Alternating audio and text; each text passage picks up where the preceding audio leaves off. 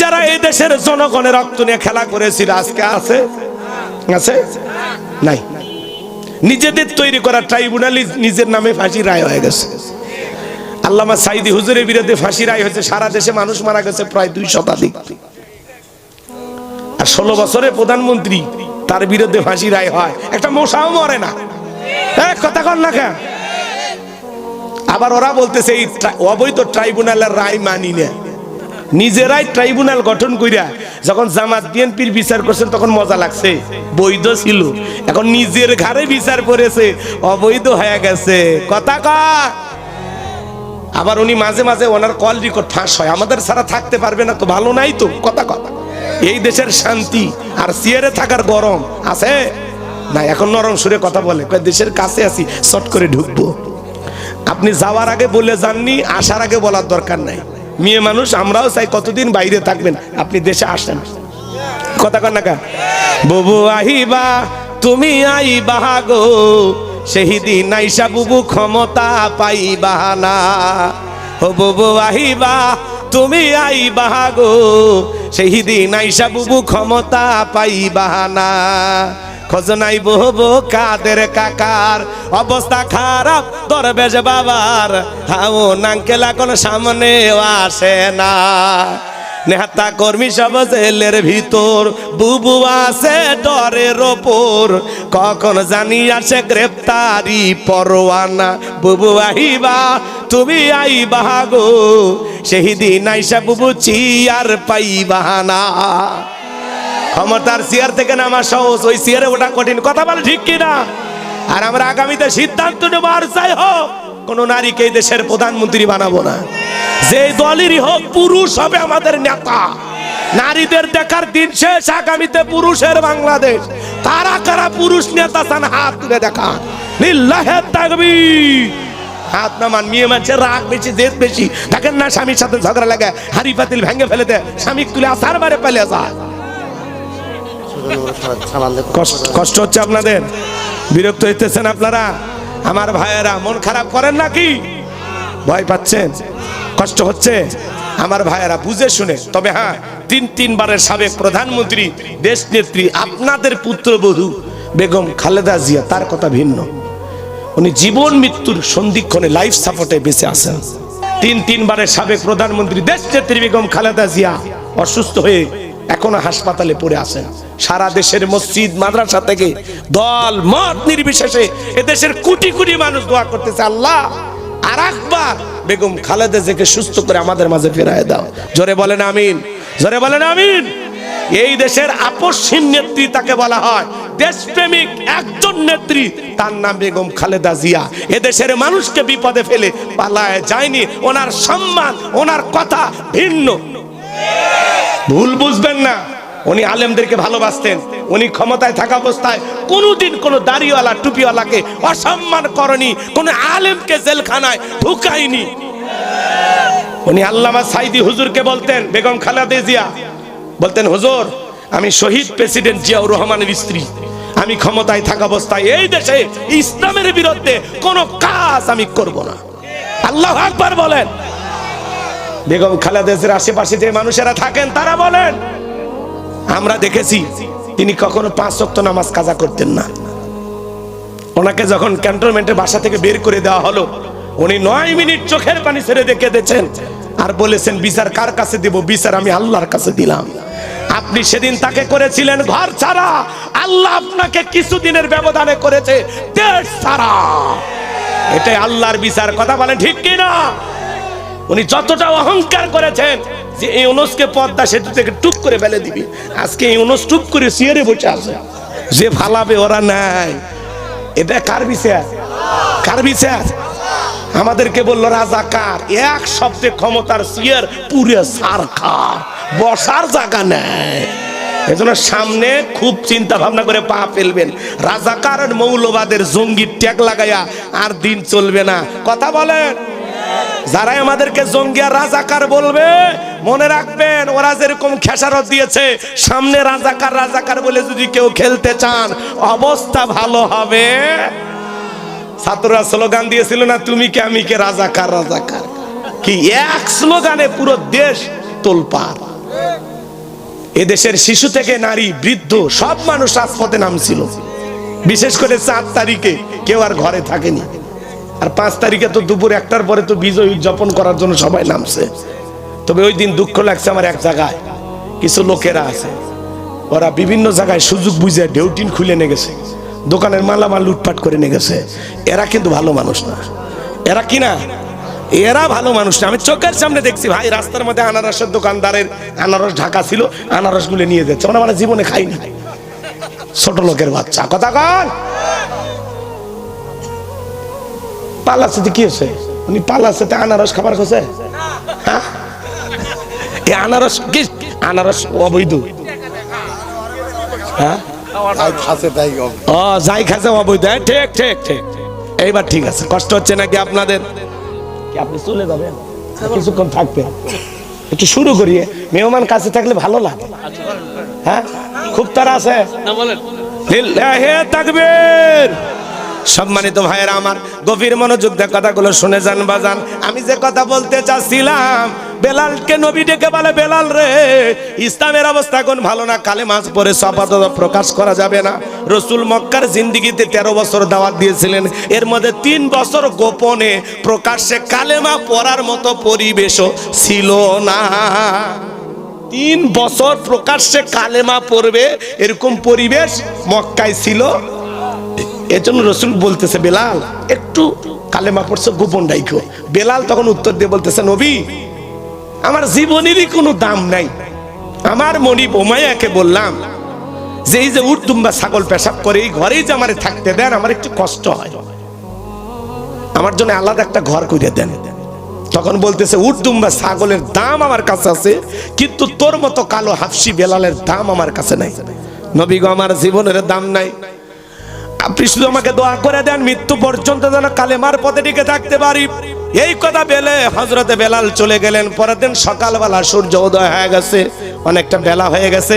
হযরতে বেলাল দরজা খোলে না। অন্য চাকর যারা আছে নালিশ নিয়ে চলে গেছে মায়ের কাছে, যায় বলে, নেতা এখন পর্যন্ত বেলাল দরজা খোলে নাই, তাই নাকি? বলে হ্যাঁ, চলো যাক দেই। ও বেলাল দরজা খোল। হযরতে বেলাল দরজা খোলে না, জোরে করে ধাক্কা মারছে। যখন দরজা খুইলা গেছে, তখন এইবার মায়ে তাকায় দেখে যেই রাত্রিতে বেলাল কালেমা পড়ে মুসলমান হয়েছে, ওই রাত্রিতে একটা উটদুম্বা ছাগলের কাছে কোনো পেশাব পায়খানা নাই। জোরে কোন মারহাবা।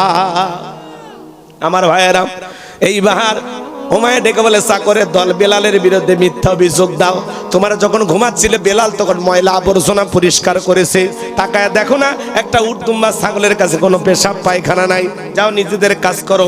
এই কথা বলে ওদেরকে তাড়িয়ে দিয়া 1 পা 2 পা করে বেলালের কাছে চলে গেলেন। হযরতে বেলাল দেয়ালে পিঠটা লাগাইয়া জিহ্বা নাড়ায় জিকির করে কার। এইবার হালকা করে বেলালকে ধাক্কা মারছে, যখন জবান দিয়ে কালেমার আওয়াজ বের হয়েছে, তখন এইবার উমাইয়া ডেকে বলে, বেলাল রে, তোর জবান দিয়ে কি শুনলাম, তুমি কি মুসলমান হয়েছো? হযরতে বেলাল ডেকে বলে, মুসলমান হয় যারা মিথ্যা কথা বলতে পারে না তারা, ওয়াকুলু কাওলান সাদীদা। মুসলমানেরা হলো সত্যবাদী, মুসলমানেরা কখনো মিথ্যাবাদী হতে পারে না। আমাদের সমাজে মিথ্যাবাদী আছে না নাই? ভরা পেটেও মিথ্যা, খালি পেটেও মিথ্যা, ঘুম থেকে উঠাও মিথ্যা, ঘুমানোর আগেও মিথ্যা। মিথ্যা বলতে বলতে 1 পা কবরে চলে গেছে, চেহারা বেঁকা হয়ে গেছে, এরপরে মিথ্যা বলা ছাড়ে না। অনেকে বলে মিথ্যা না বলে আমার পেটের ভাত হজম হয় না। কথা কন না কেন? এতই মিথ্যাবাদী। হেলিকপ্টার দিয়ে কয় পানি দিছিলাম, আর র্যাবের মহাপরিচালক বলল না, হেলিকপ্টার থেকে পানি না, ইন্টারনেট বন্ধ করে হেলিকপ্টার থেকে গুলি করা হয়েছে। আর উনি বলে পানি দেওয়া আছে। তাহলে সত্যবাদী না মিথ্যাবাদী? মানুষ কেমনে পারে এত মিথ্যা কথা কইতে? মেট্রো রেলের কাজ ভাঙা দেখে কান্দে, বিটিভি ভবন দেখে কান্দে, আবু সাইদের রক্ত দেখে আর এরা কাঁদতো না। কি কথা বলে না কেন? শহীদ আবু সাইদ মুক্ত, শেষ হয়নি যুদ্ধ, লড়াই তো কেবল শুরু। 1 হাদি হারাবে, লক্ষ হাদির জন্ম হবে। আগামীতে বাংলাদেশে ইনসাফ কায়েম হবে খুব তাড়াতাড়ি। যেভাবে জমিনে রক্ত পড়া শুরু হয়েছে না, সেই দিন বেশি দূরে নয়। এই জমিনে ইসলাম প্রতিষ্ঠিত হবে। এই জমিনের মানুষ তার ন্যায্য অধিকার ফিরে পাবে। আমরা না হতে চাই ভারতের গোলাম, না হতে চাই আমেরিকার গোলাম। এই 56,000 বর্গ মাইলের বাংলাদেশ আমাদের দেশ। এই দেশ চলবে জনগণের কথায়। বিদেশি কোন দাদা বাবুদের কথায় বাংলাদেশ চলবে না। কথা বলে না কেন? কি দেশের মালিক অন্য মানুষকে বানাবেন? মাথায় রাখবেন। চলেন না সামনের দিকে যাই। আমি কি দোয়া করব? চলবে ওয়াজ কিছুক্ষণ চলবে। লিল্লাহে তাকবীর। বেলাল কি বলে? মুসলমান হয় যারা মিথ্যা কথা বলতে পারে না, মুসলমান হবে সত্যবাদী। যা বলবেন সত্য বলবেন। মিথ্যা বললে একটা মিথ্যাকে ঢাকতে আরো 10টা মিথ্যা বলা লাগে। যত মিথ্যা বলবেন তত পেঁয়াজ লাগবে। মিথ্যা বললে জবানের বরকত কমে যায়। মিথ্যা বললে এদিক খেয়াল করেন, গুনার পাল্লাটা ভারী হয়। কারণ মিথ্যা বলা জায়েজ না হারাম? কবিরা গুনাহ, কবিরা গুনাহ, বড় গুনাহ। এজন্য জবানটাকে হেফাজত করবেন। মিথ্যা কখনো বলবেন না, সব সময় সত্য কথা বলবেন। কথা কি বোঝা যায়? আল্লাহ আমাদের সত্যবাদী হওয়ার তৌফিক দান করেন, সত্য কথা বলার তৌফিক দান, সত্য পথে চলার তৌফিক দান। জোরে বলেন আমিন। সংক্ষিপ্ত কথা বাজান আমার শুনে যান। এইবার উমায়ে ডেকে বলে, বেলাল রে, এসব কি শুনছি তুমি না মুসলমান হয়ে গেছো? তাহলে এখনো সময় আছে। তুমি যদি চাও ওর তোমার ছাগলের মালিক বানায় দেব, থাকার জন্য ভালো ঘরের ব্যবস্থা করে দেব। হযরতে বেলাল ডেকে বলে, উমাইয়া, দুনিয়ার কোনো পার্থিব সম্পদের বিনিময়ে বেলাল তার ঈমান বিক্রি করবে না। এইবার উমাইয়া ডেকে বলে, আমার কথা না শুনলে বড় নেতা আবু জেহেলকে খবর দিব। হযরতে বেলাল ডেকে বলে, কোন বড় নেতা ছোট নেতা এখন কাউকে গোনার টাইম নাই। আমি দুনিয়ার কোন আবু জেহেলকে ভয় করি না, আমি ভয় করি আমার আল্লাহকে। একটু জোরে বলেন আল্লাহু আকবার।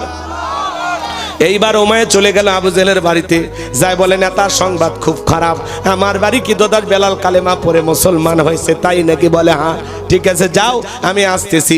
এই আবু জেহেলের কিছু সাঙ্গ পাঙ্গ ক্যাডার মাস্তান ছিল, যাদের কাজই হলো মুসলমানদের উপর নির্যাতন জুলুম চালানো। কথাকে বুঝতে পারতেছেন? গভীর মনোযোগ দিয়ে কথাগুলো শুনবেন বাজান। হযরতে আম্মার রাদিয়াল্লাহু তাআলা কালেমা পড়ে মুসলমান হয়েছেন।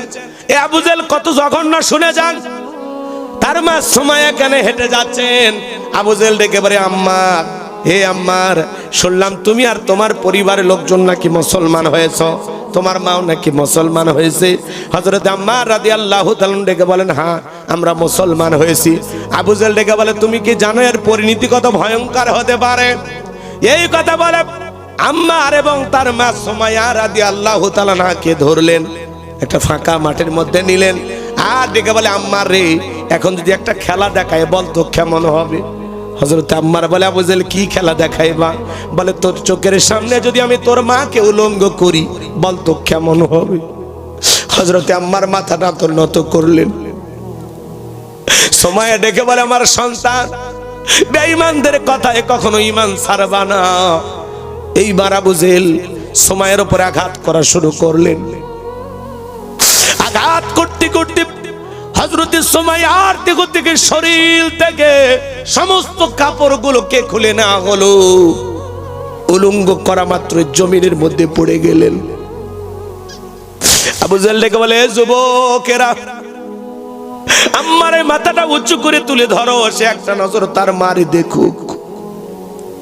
হযরতে আম্মার মাথা উঁচু করার আগে চোখের পানি ছেড়ে দেখা দেয়, বলে, আল্লাহ, এই দৃশ্যটা দেখার আগে জমিন যদি ফাঁক হয়ে যেত তবু ভালো ছিল। ওরা জোর করে মাথা উঁচু করতে চায়, আম্মার মাথা উঁচু করে না। সুমাইয়া ওই পড়ে থাকা অবস্থায় ওই পজিশন থেকে সন্তানকে ডেকে বলে, আম্মা,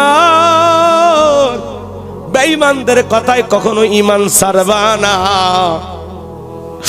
আবু জেহেল একটা বর্ষা দিয়া সুমাইয়াকে আঘাত করতে করতে তার লজ্জাস্থানের ভিতরে এত জোরে একটা আঘাত করলেন, ফিনকি দিয়ে রক্ত বের হয়ে গেল।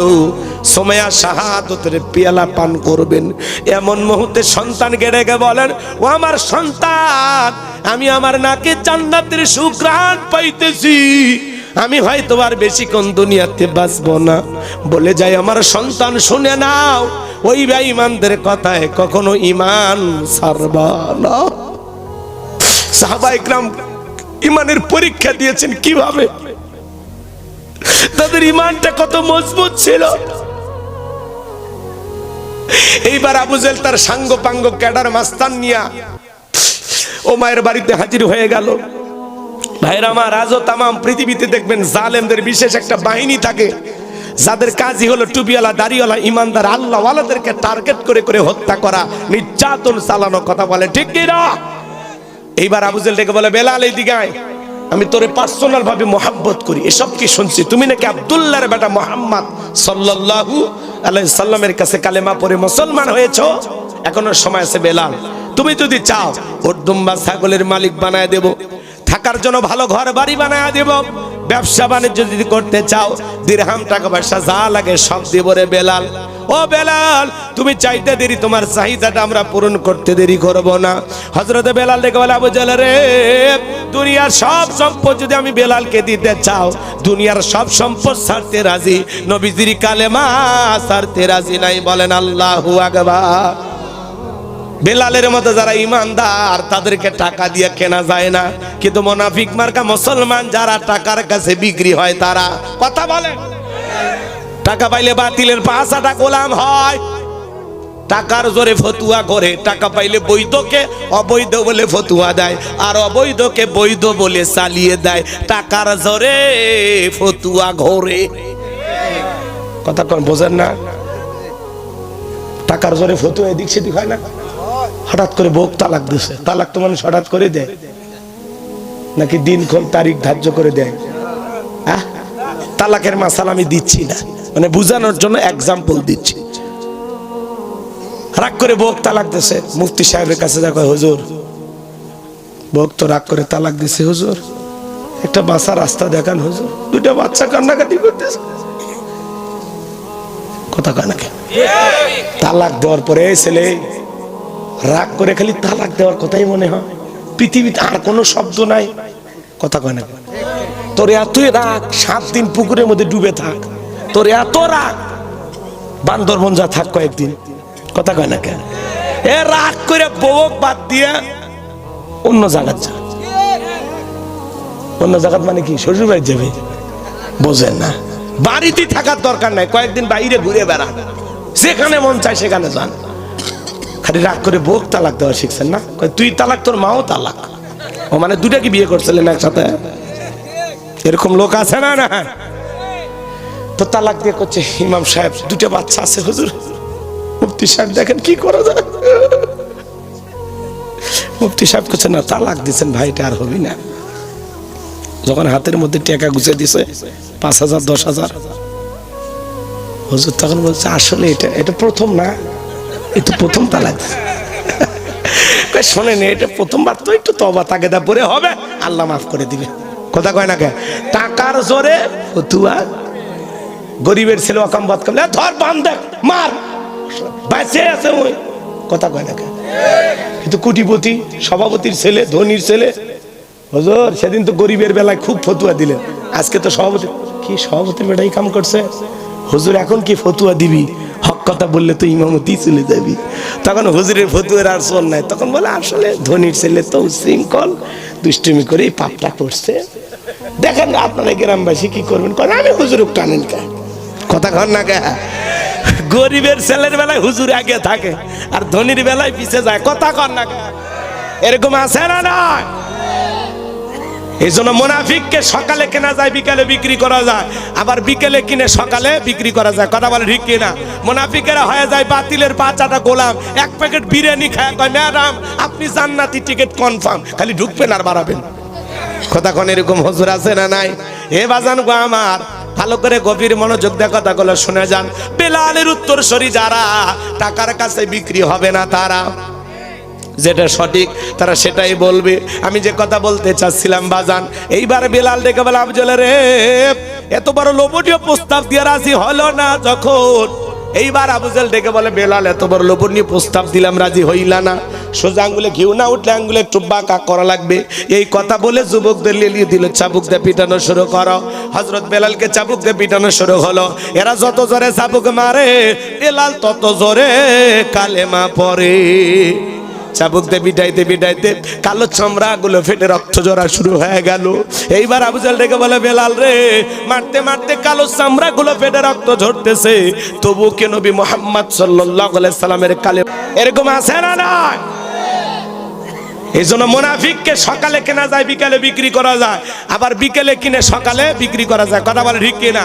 মুনাফিকেরা হয়ে যায় বাতিলের 5-8টা গোলাম, এক প্যাকেট বিরিয়ানি খায়, কয় ম্যাডাম আপনি জান্নাতি টিকিট কনফার্ম, খালি ঢুকবেন আর বাড়াবেন। কথা কোন এরকম হুজুর আছে না নাই? এ বাজান গো আমার, ভালো করে গভীর মনোযোগ দিয়ে কথাগুলো শুনে যান। বেলালের উত্তরসূরি যারা, টাকার কাছে বিক্রি হবে না তারা, যেটা সঠিক তারা সেটাই বলবে। আমি যে কথা বলতে চাচ্ছিলাম বাজান, এইবার বেলাল ডেকে বলে, আবু জাহেল রে, এত বড় লোভনীয় প্রস্তাব দিয়ে রাজি হলো না যখন, এইবার আবু জাহেল ডেকে বলে, বেলাল এত বড় লোভনীয় প্রস্তাব দিলাম রাজি হইলা না, সোজা আঙ্গুলে ঘিউ না উঠলে আঙ্গুলে একটু বাঁকা করা লাগবে। এই কথা বলে যুবকদের লেলিয়ে দিল, চাবুক দিয়ে পিটানো শুরু করো। হযরত বেলালকে চাবুক দিয়ে পিটানো শুরু হলো। এরা যত জোরে চাবুক মারে, বেলাল তত জোরে কালেমা পড়ে। চাবুক দিয়ে পিটাইতে পিটাইতে কালো চামড়া গুলো ফেটে রক্ত ঝরা শুরু হয়ে গেল। এইবার আবু জাহেল ডেকে বলে, বেলাল রে, মারতে মারতে কালো চামড়া গুলো ফেটে রক্ত ঝরতেছে, তবু কে নবী মুহাম্মদ সাল্লাল্লাহু আলাইহি সাল্লামের কালেমা ছাড়বি না? হযরতে বেলাল ডেকে বলে, আবু জাহেল রে, মারতে মারতে যদি মেরেও ফেলে দাও, জীবনটা দিতে রাজি, নবীজির কালেমা ছাড়তে রাজি নাই। এইবার আবু জাহেল ডেকে বলে, এ যুবকের দল, বেলালের পায়ে রশি লাগাও, উটের পায়ের সঙ্গে বাঁধো। তাই করা হলো। পায়ে রশি লাগাইয়া উটের পায়ের সঙ্গে বাঁধাইয়া আরবের উত্তপ্ত গরম বালিতে শেষরে ঘোরা হচ্ছে। আরবের বালিগুলো এত গরম, চাল দিলে মুড়ি হয়ে যায়। এত উত্তপ্ত ফুটান্ত গরম বালিতে বেলালকে শেষরে ঘোরা গলু, বাবলা গাছের কাটা গুলো জিব্বার ভিতরে পেরেকের মতো মারা গুলো। বিকেল বেলা নিয়ে এসে বলে, বেলাল, চাবুক দিয়ে পিটাইলাম, পাই রশি লাগাইয়া নে ঘুরলাম, এত নির্যাতন জুলুম করা গেল রে বেলাল, তবু কি নবী মুহাম্মদ সাল্লাল্লাহু আলাইহি সাল্লামের কালেমা ছাড়বি না? হযরত বেলাল দেখে বলে, আবু জাহেল রে, মারতে মারতে যদি মেরেও ফেলে দাও, বেলালের নিঃশ্বাস থাকবে যতদিন, বেলাল ইসলামের পথে টিকে থাকবে ততদিন। আর একটু জোরে কর না আল্লাহু আকবার। এবার আবু জাহেল ডেকে বলে, এ যুবকের দল, বড় একটা পাথর নিয়ে আসা বেলালের বুকের উপরে চাপায়া দাও। বিশাল বড় একটা পাথর নিয়ে আসা হযরতে বেলালের বুকের উপরে চাপায়া দেওয়া হলো। আবু জাহেল মনে করলো পাথরের চাপার আঘাতে বেলাল মারা যাবে, এই কথা ভেবে কাফেররা চলে গেল। হে বাজান, হাত বাঁধা পা বাঁধা, বুকের উপরে বিশাল বড় পাথর, রক্তাক্ত জিহ্বাটা দাঁড়াইয়া চোখের কোনা দিয়া পানি ঝরে, আর বেলাল কণ্ঠ দিয়া তবু আল্লাহর নামে জিকির করে। ও বগুড়ার শেরপুরের তেতুলিয়ার মুসলমানেরা, আপনাকে জিকির করার জন্য কেউ মারে না, পেটে না, ধমক দেয় না, তবু আমরা কপাল পরে আল্লাহর জিকির করি না। জিকির করার জন্য আলাদা সময় লাগে না বাজান। ও মুসলমান, মাঠে কাজ করতে করতে জিকির করা যায়, ব্যবসা বাণিজ্য করতে করতে জিকির করা যায়, দোকানদারি করতে করতে জিকির করা যায়, রিক্সা ভ্যান চালাতে চালাতে জিকির করা যায়। হাদিস শরীফের ভিতরে আসছে, আমার নবী বলেন, যার জিহ্বাটা আল্লাহর জিকিরে তরু তাজা থাকবে, আল্লাহর জিকিরে ভিজা থাকবে, ওই জিহ্বাওয়ালা মানুষ কোনোদিন জাহান্নামের আগুনে জ্বলবে না। বলুন সুবহানাল্লাহ। ফাযকুরুনি আযকুরুকুম ওয়াশকুরুলি ওয়ালা তাকফুরুন, তোমরা আমারে স্মরণ করো, আমি আল্লাহ তোমাদেরকে স্মরণ করব। কৃতজ্ঞতা প্রকাশ করো, অকৃতজ্ঞ হইও না। তাহলে সব সময় জবানে জিকির চালু রাখতে হবে কার? সব সময় পড়বেন সুবহানাল্লাহ, আলহামদুলিল্লাহ, লা ইলাহা ইল্লাল্লাহ, আল্লাহু আকবার, সুবহানাল্লাহি ওয়া বিহামদিহি, সুবহানাল্লাহিল আযীম। পারবো তো ইনশাআল্লাহ।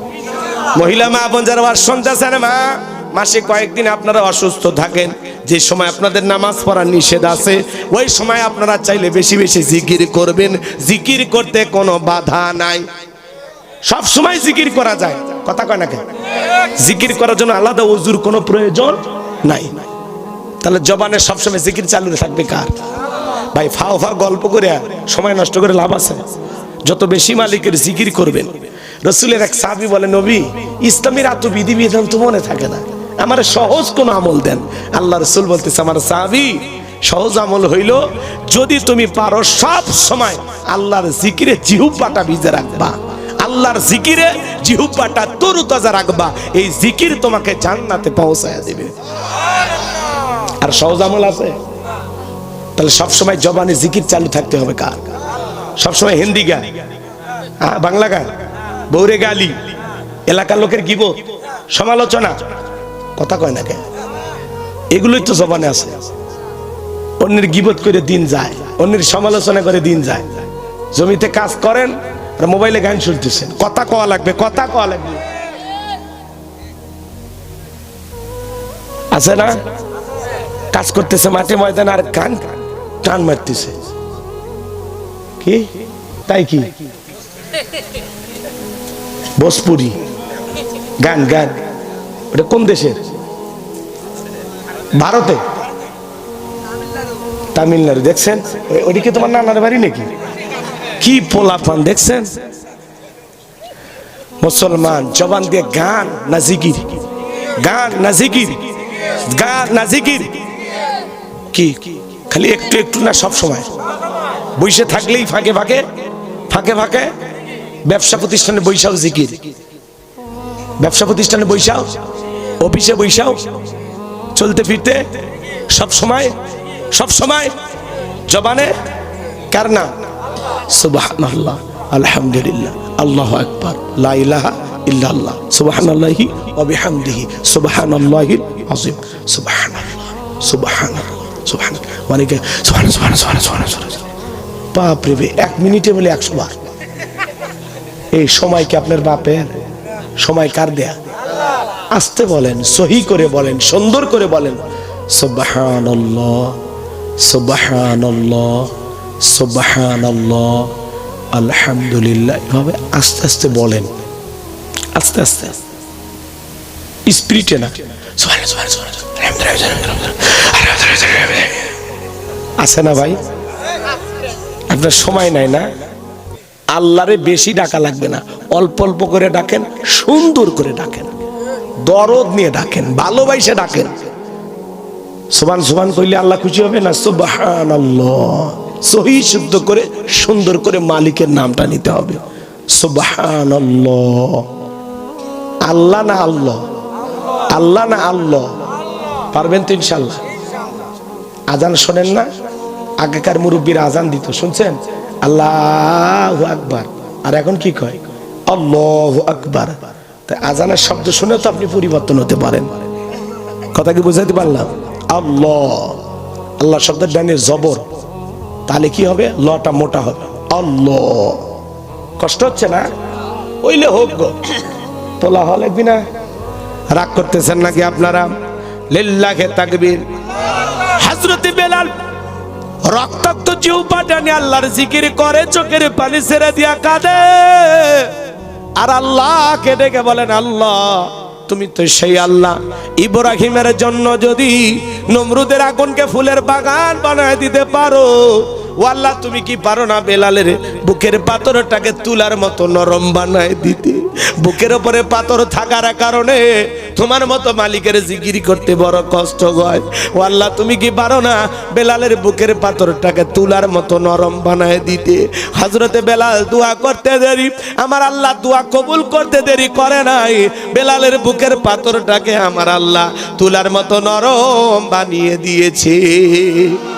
আশেক রাসূল বেলাল, নবীর পাগল বেলাল, নবীকে কতটা মহব্বত করতেন জানেন? নবী যখন মক্কা নগরীতে পথ চলতো, বেলাল একবার ডানে যায় আর একবার বামে যায়। নবী দেখে বলে, বেলাল বুঝেন, একবার ডানে যাও একবার বামে যাও, কারণটা কি? হযরতে বেলাল দেখে বলে, নবী আপনি কালেমার দাওয়াত দেন, ইসলামের প্রচার প্রসার করেন, ওই কাফেররা হলো আপনার শত্রু, আপনাকে টার্গেট করে যদি ডান থেকে তীর নিক্ষেপ করে, নবী গো আমি ডান দিকে যাই আর মনে মনে ভাবি ওই তীরটা যেন সর্বপ্রথম আমি বেলালের বুকের ভিতরে ঢোকে, আবার বাম দিকে যায়, মনে মনে ভাবি গো নবী ওরা যদি বাম থেকে তীর নিক্ষেপ করে, ওই তীরটা যেন সর্বপ্রথম আমি বেলালের বুকের ভিতরে ঢোকে। হযরতে বেলাল ডেকে বলেন, নবী আমি বেলাল মারা গেলে ইসলামের ক্ষতি হবে না, আপনি নবী মারা গেলে ইসলাম আর মাথা উঁচু করে সামনের দিকে দাঁড়াতে পারবে না। চিৎকার মেরে বলুন আল্লাহু আকবার। এই যখন ইসলামের অবস্থা, একদিকে সন্তান হারানো ব্যথা, কাফেরদের সমালোচনা, অন্যদিকে সাহাবায়ে কিরামদের উপর নির্যাতন। নবী আবু বকরকে ডেকে বললেন, আবু বকর, বেলালের কষ্টের কথা আর সহ্য হয় না, যাও যাও তুমি আমার বেলালের জন্য একটা কিছু করো। হযরত আবু বকর সিদ্দিক রাদিয়াল্লাহু তাআলা আনহু কয়েক গুণ দাম বেশি দিয়া গোলামের জীবন থেকে হযরত বেলালকে আজাদ করলেন, মুক্ত করলেন। বলুন আল্লাহু আকবার।